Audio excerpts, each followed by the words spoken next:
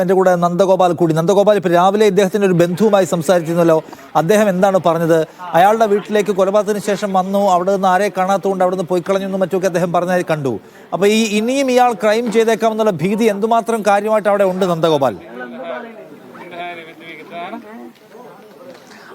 നിഷാദ്, നമ്മളിവിടെ ആളുകളോടൊക്കെ സംസാരിക്കുമ്പോൾ തന്നെ അവരുടെ ഒരു ഭീതി വ്യക്തമാകുന്നതാണ്. അവിടെ നേരത്തെ സ്ത്രീകളൊക്കെ സംസാരിച്ചിരുന്നു. അവർ പറയുന്നത് എത്രയും പെട്ടെന്ന് ഇയാളെ പിടികൂടിയിട്ടില്ലെങ്കിൽ തങ്ങൾക്ക് സമാധാനമായി ഇവിടെ ഇരിക്കാൻ സാധിക്കില്ല എന്നുള്ളതാണ്.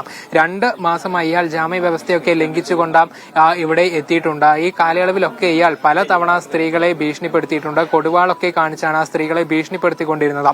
ഇയാളുടെ പ്രധാനപ്പെട്ട പ്രശ്നം നേരത്തെ തന്നെ ഈ ഒരു അന്ധവിശ്വാസം മൂലം ഇയാളോട് പറഞ്ഞിരുന്നത് നീളമുള്ള മുടിയുള്ള ഒരു സ്ത്രീ കാരണമാണ് തന്റെ ദാമ്പത്യ ജീവിതം നശിച്ചത് എന്നുള്ളതാണ്. അങ്ങനെ ഇയാളുടെ കണ്ണിന്റെ മുന്നിൽ പെട്ടത് സജിതയായിരുന്നു.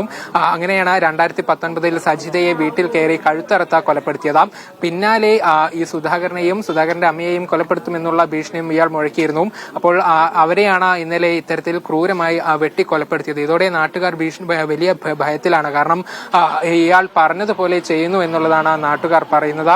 അങ്ങനെ മറ്റ് 2 സ്ത്രീകളെ കൂടെ ഇങ്ങനെ കൊലപ്പെടുത്തും എന്നുള്ള ഭീഷണി ഇയാൾ മുഴക്കിയിട്ടുണ്ട്. അപ്പോൾ ഇയാളെ പിടികൂടാത്ത പക്ഷം വീണ്ടും ഇയാൾ ഇവിടെ എത്തും, എന്തെങ്കിലും തരത്തിലുള്ള അക്രമ സംഭവങ്ങളൊക്കെ നടത്തും എന്നുള്ളതാണ് നാട്ടുകാരൊക്കെ ചൂണ്ടിക്കാട്ടുന്നത്. അപ്പോൾ വലിയ പ്രതിഷേധം നാട്ടുകാരുടെ ഭാഗത്തു നിന്നും ഉയരുന്നുണ്ട്. ഇയാളെ പിടികൂടണം, ഒപ്പം തൂക്കുകയർ ഉൾപ്പെടെയുള്ള ശിക്ഷ ഇയാൾക്ക് വാങ്ങി നൽകണം എന്നുള്ളതാണ് ഇവർ പറയുന്നത്. വീട്ടമ്മമാരൊക്കെ വലിയ പ്രതിഷേധത്തിലാണ്. നമ്മൾ നേരത്തെ ഇവരുടെ വാക്കുകളൊക്കെ കേട്ടിരുന്നു.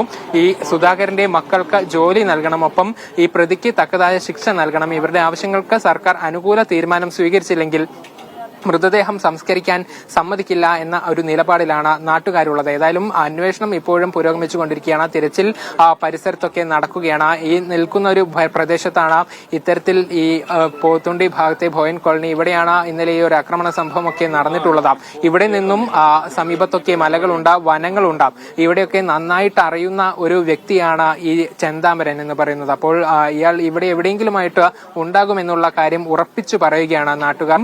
കാടുകളൊക്കെ കേന്ദ്രീകരിച്ചുള്ള പരിശോധനകൾ ഇപ്പോഴും പുരോഗമിച്ചുകൊണ്ടിരിക്കുകയാണ്. അപ്പോൾ നാട്ടുകാർ പറയുന്ന ഒരു കാര്യം, 2019 തങ്ങളുടെ ഒരു മുൻ അനുഭവമൊക്കെ വെച്ച് നോക്കിയാൽ അന്ന് ഇയാൾ ഈ കൊലപാതകം നടത്തിയിട്ട് ഈ പരിസരത്ത് തന്നെ ഒളിച്ചിരുന്നു എന്നുള്ളതാണ്. തുടർന്ന് ഈ സജിതയുടെ സംസ്കാര ചടങ്ങുകളൊക്കെ പൂർത്തിയായതിനു ശേഷമാണ് ഇങ്ങോട്ട് എത്തിയത്. അങ്ങനെയാണ് പോലീസിന് കീഴടങ്ങിയത് എന്നുള്ളത് നാട്ടുകാർ പറയുന്നു. സമാനമായും ഇവിടെ സംഭവിക്കും എന്നും നാട്ടുകാർ പറയുന്നു. ഇപ്പോഴും ഇയാൾ ഇതൊക്കെ നിരീക്ഷിച്ചുകൊണ്ട് ഇവിടെ എവിടെയെങ്കിലും ഉണ്ടാകുമെന്നുള്ള ഒരു കാര്യം നാട്ടുകാർ വീണ്ടും ആവർത്തിക്കുകയാണ്. അപ്പോൾ പോലീസ് വലിയ സമ്മർദ്ദത്തിലാണ്.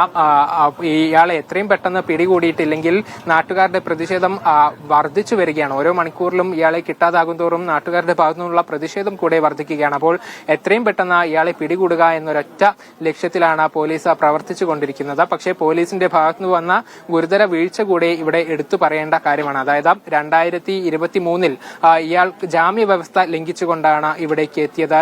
അതായത് നെന്മാറ പഞ്ചായത്തിൽ പ്രവേശിക്കരുത് എന്നായിരുന്നു ജാമ്യ വ്യവസ്ഥയിലുള്ളത്. ഇത് ലംഘിച്ചുകൊണ്ടാണ് ഇയാൾ ഈ വീട്ടിൽ താമസിച്ചിട്ടുണ്ടായിരുന്നത്. ഇത് നിരന്തരം പോലീസിൽ ആളുകൾ പരാതിപ്പെട്ടു.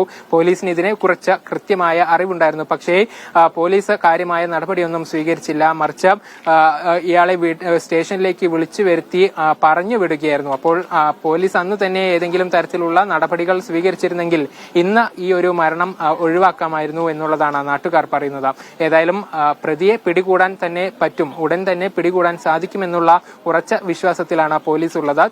ഈ പരിശോധന ഇപ്പോഴും പുരോഗമിച്ചുകൊണ്ടിരിക്കുകയാണ്. ശരി, അഖിൽ കൂടി തുടരുന്നുണ്ട്. അഖിൽ, ഇപ്പൊ ഈ പോലീസിന്റെ വീഴ്ചയെ കുറിച്ച് വലിയ ആക്ഷേപം ഉയർന്നു വരുന്നുണ്ടല്ലോ.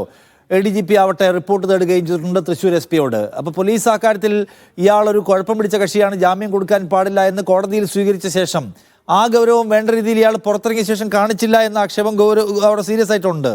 അതിന്റെ ഡീറ്റെയിൽസ് എന്താണ് അഖിൽ?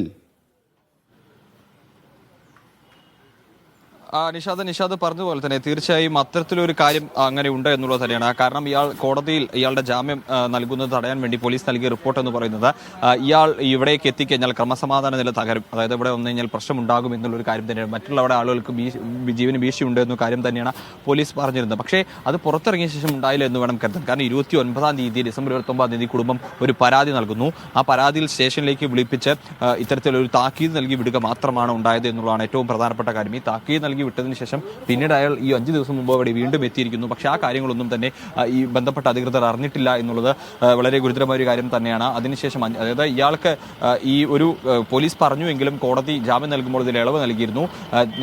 നെന്മാറ പോലീസ് സ്റ്റേഷൻ പരിധിയിലേക്ക് കയറരുത് എന്നൊരു കാര്യമായിരുന്നു പോലീസ് മുന്നോട്ട് വെച്ചിരുന്നത്. പക്ഷേ നെന്മാറ പഞ്ചായത്തിലേക്ക് കയറരുത് എന്നൊരു നിർദ്ദേശം, ഒരു വ്യവസ്ഥ വെച്ചുകൊണ്ടാണ് പോലീസ് ഈ പ്രതിക്ക് ജാമ്യം നൽകിയിരുന്നത്. പക്ഷേ അത് പാലിക്കപ്പെട്ടിട്ടില്ല. അങ്ങനെ പാലിക്കപ്പെട്ടിട്ടുണ്ടെങ്കിൽ പ്രതി അവിടെ എത്തില്ലായിരുന്നു.